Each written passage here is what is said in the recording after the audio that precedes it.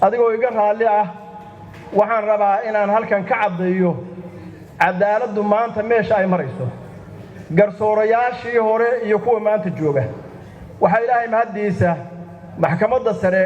waxa loo magacaabay qaadiyaal ammaano leh ee maanta shaqeynaya gobolka banaadir qudhiisu sida hadda uu shaqeynayo iyo sidii hore way kala bedelan tahay maanta haddii lagu daro guddiga golaha garsoorka haddii lagu daro waxaan hubaa in cadaaladii ay meel aadayso wada yeelanayso gudoomiye waxaa jira markii lagu kala qaxay magaaladan xamar guryihii la dhisay waagii xamar la bilaabay dhismaheeda ee la og yahay dadkii iska lahaa ee magaalada uu wada jeedo wiil baa soo huluushay markii burburku dhacay waa ku qaangaaray wuu ku dhalay warqad dukumiinteedu uu samaysto xilligii carta ah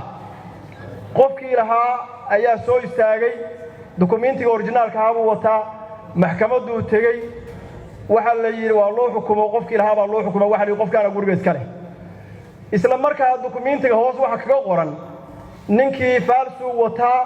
haddana waxa weeye cadaaladii waxa ku qoran warqadii racfaan buu qaadan karaa asaga oo faramaran oo faalso wata ayuu racfaan qaadanaya wuxuu kula tagayaa wax la yiraahdo racfaanka sidii oo kale baa looga xukumayaa maxkamadda sare buu kula tagay waxaan hayaa dukumiinti dad Soomaaliyeed oo muslimiin ah oo hantidoodu millions of dollars ka badan tahay oo 12 sano dacwad wada 7 goor lagu dhageystay maxkamadda sare qof faramaran iyo qof dukumiinti wata layguma beenin karo way joogaan garsoorka way joogaan qaadiyaashu waxa la yiri waa madax banaantihiin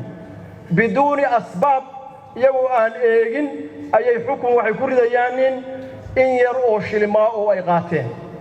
haddii loo yeero oo hadda la waristo Ronshak dhageyso soo jeeso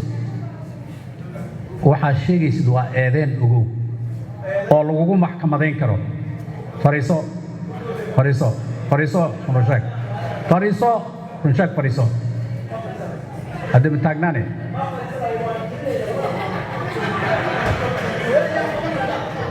fiiri waxaan rabaa dhageyso waxaad fiiri ha eedaynin fiiri Ronshak si fiican ii dhageyso waxaad sheegtay qof garsoorka ka mid ah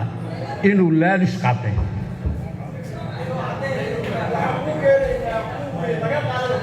fiiri meeshan waa golihii sharci dejinta inaad xasho dhammaystiro hadalkaaga jooji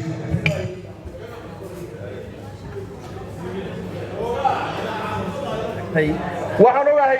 dulmiga raaligelin ka bixi arrinkaas haddii aan gafay raalli halayga ahaado mar soo cadaaladda raadinaya aad iyo aad u soo soomatay waxaan rabaa sidee laga yeelayaa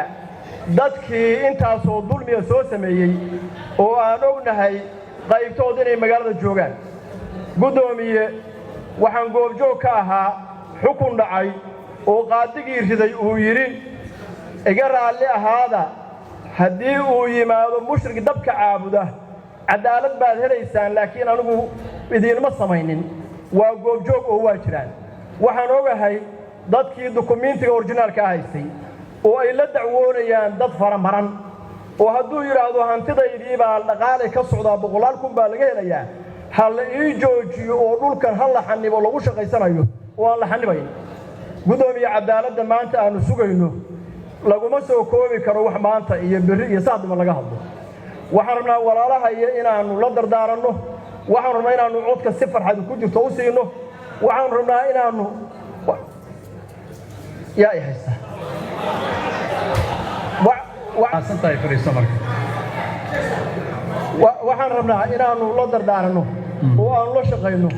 dacwadda ugu horeysa oo garsoorka loo gudbiyo aniga u gudbinaya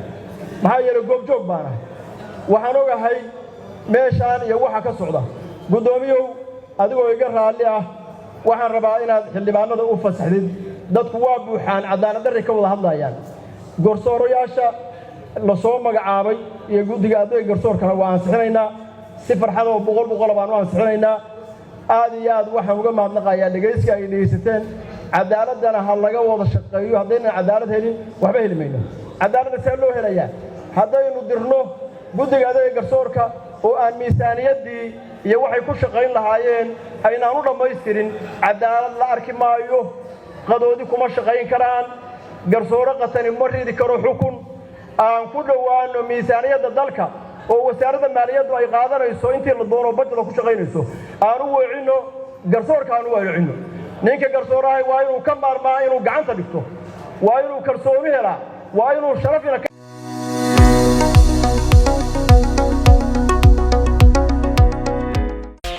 ku xirnow IBS Bank goob kasta iyo goor kasta